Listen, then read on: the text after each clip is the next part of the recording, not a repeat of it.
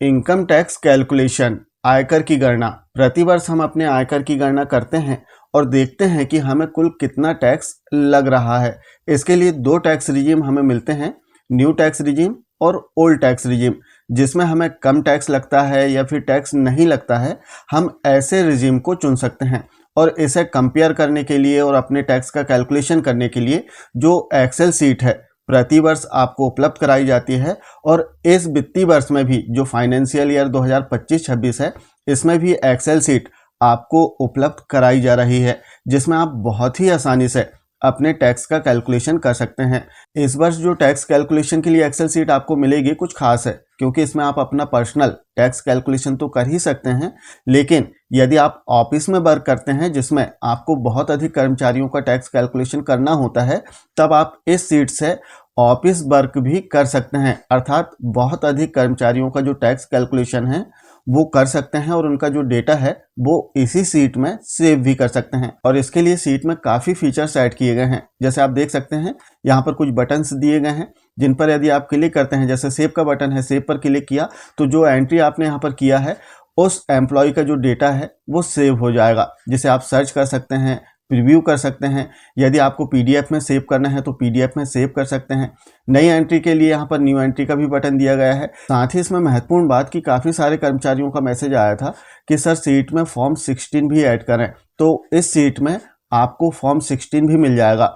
New tax regime और old tax regime दोनों का फॉर्म 16 आप यहाँ से डाउनलोड कर सकते हैं, पीडीएफ में सेव कर सकते हैं और डायरेक्ट प्रिंट भी कर सकते हैं। तो जो एक्सेल सीट है आप इस वीडियो के डिस्क्रिप्शन बॉक्स में दी गई लिंक पर क्लिक करके डाउनलोड कर सकते हैं। आइए देखते हैं कि इसमें कैसे वर्क करना है। वीडियो शुरू करें इससे पहले एक निवेदन है, एक छोटी सी रिक्वेस्ट है कि जो एक्सेल सीट है सिर्फ और सिर्फ आपके लिए बनाई गई है। इसमें थोड़ी सी मेहनत लगती है और यदि जो एक्सेल सीट है आपको अच्छी लगती है, आपका काम होता है, तो कृपया कर वीडियो को जरूर लाइक करें और अपना एक प्यारा सा कमेंट कर अपना आशीर्वाद जरूर दें। आइए समझते हैं कि इसमें कैसे वर्क करना है। पहली बात इसमें बता दें कि जो एक्सेल सीट है माइक्रो इनेबल सीट है। इसमें हमें सबसे पहले अपने कंप्यूटर में माइक्रो इनेबल करना होगा। और दूसरी बात, मोबाइल में ओपन करने की कोशिश ना करें, क्योंकि सीट जो है मोबाइल में ओपन नहीं होगी, और ओपन हो भी जाएगी तो इसमें जो फार्मूले हैं वो वर्क नहीं करेंगे। तो आइए शुरू से लेकर लास्ट तक इसकी पूरी प्रोसेस देखते हैं कि किस प्रकार से इस सीट को ओपन करना है, इसमें कैसे वर्क करना है। तो जो एक्सेल सीट जिसकी लिंक आपको डिस्क्रिप्शन बॉक्स में मिल जाएगी, उसे डाउनलोड कर लें। डाउनलोड कुछ इस प्रकार से होगी। तो आपको सीट को ओपन करना है। जैसे ही हम ओपन करेंगे तो यहाँ पर पासवर्ड मांगा जाएगा। तो यहाँ पर आपको टाइप करना है स्मॉल में जय 2026। जय 2026 जैसे ही आप टाइप करेंगे और ओके करेंगे तो यहाँ पर सीट ओपन हो जाएगी। अब सबसे पहला जो काम आपको इसमें करना है, सीट को मैक्रो इनेबल करना है, क्योंकि इसमें जो फीचर्स दिए गए हैं मैक्रो इनेबल है। जब तक हम मैक्रो इनेबल सीट को नहीं करेंगे, जो बटन यहाँ पर दिए गए हैं वो वर्क नहीं करेंगे। मैक्रो इनेबल करने के लिए इसमें एक समस्या थी, जैसे लास्ट टाइम हमने सीट शेयर किया था वो MS ऑफिस 2010 सपोर्टेड थी, लेकिन जो सीट है अब MS ऑफिस 2007 या फिर इसके ऊपर के वर्जन में आप इसे ओपन कर सकते हैं बहुत ही आसानी से। तो 2007 MS ऑफिस का वर्जन है, इसमें आपको मैक्रो इनेबल करना है सबसे पहले। अब मैक्रो इनेबल करने के लिए आपको यहाँ पर क्लिक करना है। क्लिक करने के बाद में एक्सेल ऑप्शन में जाना है और यहाँ पर आप देखेंगे कि ट्रस्ट सेंटर लिखा हुआ है, इसे ओपन करें। ट्रस्ट सेंटर सेटिंग, इसे ओपन कर लें और यहाँ से आपको मैक्रो सेटिंग, आप देख सकते हैं मैक्रो सेटिंग लिखा हुआ है, इसे क्लिक करें और यहाँ से जो लास्ट वाला ऑप्शन है, चौथा ऑप्शन इनेबल ऑल मैक्रो, और यहाँ से ट्रस्ट एक्सेस का जो चेक बॉक्स है इसे टिक करना है और ओके कर देना है। इस प्रकार से आपकी जो सीट है वो मैक्रो इनेबल हो जाएगी। सबसे पहले आपको सीट को मैक्रो इनेबल करना है। अब इसमें आपको अपनी बेसिक जानकारियां जो है वो फिल करना है। ऊपर आप देखेंगे कि आपका नाम है, डेजिग्नेशन है, यूनिक आईडी है, तो इसमें आपको जानकारी फिल कर लेना है। तो हम जानकारी पहले फिल कर लेते हैं और कहाँ कौन सी जानकारी अनिवार्य रूप से आपको फिल करना है इसके बाद हम बताएंगे। तो हमने अपनी सामान्य जानकारियां इसमें फिल कर दिया। अब इसमें विशेष रूप से कौन सी जानकारी फिल करना है वो बताते हैं। जैसे यहाँ पर डेजिग्नेशन आप देखेंगे, यहाँ पर जैसे आप क्लिक करेंगे, क्लिक करने के बाद में ड्रॉप डाउन लिस्ट यहाँ पर ओपन होगी, जिससे आप अपने डेजिग्नेशन सेलेक्ट कर सकते हैं। इसमें काफ़ी सारे डेजिग्नेशन दिए गए हैं, जो भी आपका डेजिग्नेशन, जो भी पद नाम हो वो सेलेक्ट करें। साथ ही यहाँ से जो कॉन्ट्रीब्यूशन टाइप है वो अनिवार्य रूप से सेलेक्ट करना है। यदि आपका कॉन्ट्रीब्यूशन NPS में हो रहा है तो NPS सेलेक्ट करें और GPF में हो रहा है तो GPF आपको सेलेक्ट करना है। विशेष रूप से आपको यहाँ पर सेलेक्ट करना है, क्योंकि यहाँ पर यदि आप गलत डेटा सेलेक्ट करेंगे तो सीट में रिजल्ट सही नहीं आएंगे। इसके बाद में यहाँ पर अपने कार्यालय की जानकारी है, यहाँ से जो स्टेटस कैटेगरी है इसे आप जरूर सेलेक्ट करें। नॉर्मल, इंडिविजुअल या फिर सीनियर सिटीजन जो भी हो वो सेलेक्ट कर लेना है। और बाकी की जो जानकारी विशेष रूप से जो है मोबाइल नंबर, यहाँ पर मोबाइल नंबर का बॉक्स दिया गया है, इसे आप जरूर फिल करें। एक मोबाइल नंबर में एक कर्मचारी का जो डेटा है वो फिल होगा और यदि आप सर्च करेंगे तो इसी मोबाइल नंबर से डेटा सर्च किया जाएगा। तो विशेष रूप से आपको मोबाइल नंबर इसमें दर्ज करना है और एक कर्मचारी के लिए एक ही मोबाइल नंबर इसमें ऐड होगा। इस प्रकार से हमने सामान्य जानकारी इसमें फिल कर लिया।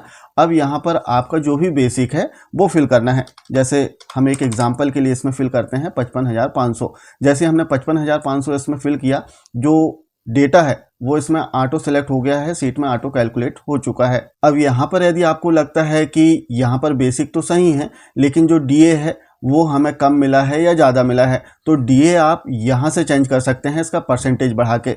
जैसे 55% मिला तो 55% कर दें, यहाँ पर जो डीए है वो ऑटो कैलकुलेट हो जाएगा। तो जो भी आपको डीए मिला है उसका परसेंट आप याद रखें और यहाँ पर चेंज जैसे ही आप करेंगे तब डीए का जो अमाउंट है वो यहाँ पर ऑटो कैलकुलेट हो जाएगा। विशेष बात है कि सीट में जो रोज दी गई हैं, जो कॉलम्स दिए गए हैं वो अनलॉक हैं। केवल जो टोटल वाला कॉलम है वही इसमें लॉक रहेगा, बाकी सारी सेल्स में कहीं भी आप इसमें टाइप कर सकते हैं। इसमें ऐसा नहीं कि बेसिक एक बार फिल कर दिया तो फिर टाइप नहीं करेंगे, बीच में यदि आपको कहीं भी टाइप करना है तो बिल्कुल कर सकते हैं। तो इस प्रकार से सीट में ऑटो कैलकुलेशन दिया गया है। अब हम बात करते हैं डिडक्शन की। तो यहाँ पर जैसे जीपीएफ में आप टाइप करेंगे तो आप देख सकते हैं आपने यहाँ पर एनपीएस सेलेक्ट किया है तो यहाँ पर टाइप होगा ही नहीं, तो आप इसे कैंसिल कर दें। यदि आपको यहाँ पर टाइप करना है तब आपको यहाँ से जीपीएफ सेलेक्ट करना होगा। अपना डेजिग्नेशन भी आप चेक कर लें क्योंकि जीपीएफ जो है जो रेगुलर कर्मचारी है उनका कटता है। तो यहाँ पर एनपीएस की हम बात करें, यदि एनपीएस में कंट्रीब्यूशन हमारा हो रहा है तो वो ऑटो कैलकुलेट हो जाएगा। इसके बाद में जीआईएस आपका जितना कट रहा है वो टाइप कर सकते हैं। साथ ही यदि हम देखें तो इसमें अन्य और डिडक्शन दिए गए हैं, जैसे प्रोफेशनल टैक्स कर्मचारियों का कटता है तो कितना कटा है आपका प्रति माह वो यहाँ पर आप टाइप कर सकते हैं। जैसे आप टाइप करेंगे तो वो ऑटो कैलकुलेट हो जाएगा। सीट में आपको अधिक कुछ नहीं करना है। यदि 2,500 रुपये आपका प्रोफेशनल टैक्स कटा है तब आप यहाँ पर बस टाइप कर दें। इसके बाद में आप चेक कर लें, यदि किसी माह में कम ज़्यादा है तो पर्टिकुलर उस माह में आप चेंज कर सकते हैं। इनकम टैक्स यदि आपका कटा है तो बिल्कुल यहाँ पर आप टाइप कर सकते हैं। इस प्रकार से जो टोटल डिडक्शन है इसका टोटल आ जाएगा। नेट सैलरी जो है वो आप यहाँ पर देख सकते हैं।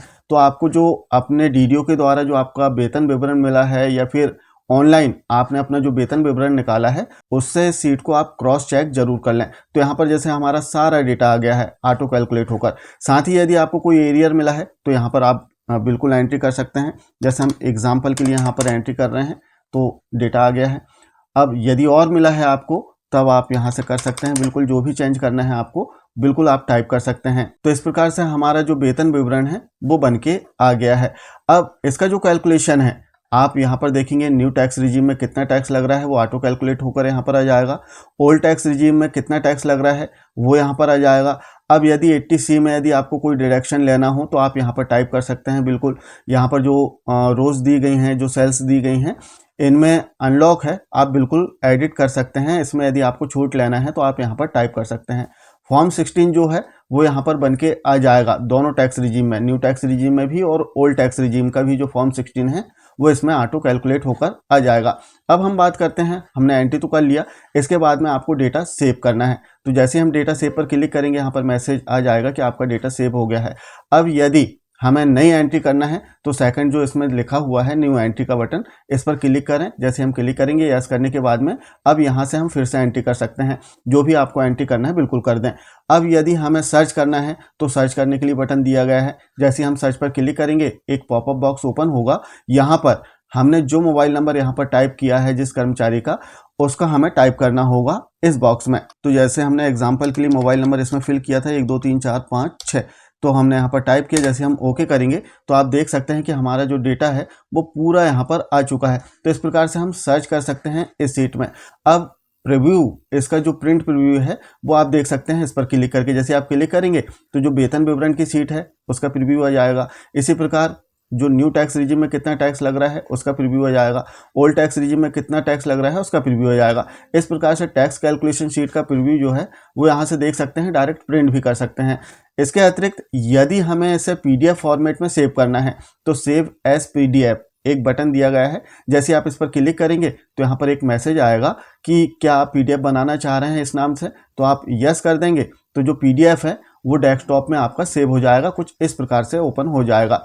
इसके अतिरिक्त यदि हम देखें तो हमें फॉर्म 16 का पीडीएफ बनाना है, तो इसका भी बटन इसमें दिया गया है। जैसे आप इस पर क्लिक करेंगे यहाँ पर एक मैसेज आएगा कि क्या आप न्यू टैक्स रिजीम का पीडीएफ बनाना चाह रहे हैं फॉर्म 16 का, तो जैसे ही यस करेंगे तो यहाँ पर जो पीडीएफ है वो डेस्कटॉप में सेव हो जाएगा। इसके बाद में ओल्ड टैक्स रिजीम के लिए मैसेज आएगा, यदि इस पर भी क्लिक करते हैं तो दोनों टैक्स रिजीम के लिए जो फॉर्म 16 का पीडीएफ है वो आपके डेस्कटॉप में सेव हो जाएगा। तो इस प्रकार से जो सीट है इसमें काफ़ी सारे फीचर्स ऐड किए गए हैं, बस आपको सावधानी से कुछ जो पॉइंट्स हैं इन्हें सावधानी से सेलेक्ट करना है। जैसे यहाँ पर आप सीनियर सिटीजन कर लेंगे तो ओल्ड टैक्स रिजीम में जो कैलकुलेशन है वो अलग आएगा, नॉर्मल इंडिविजुअल में अलग आएगा।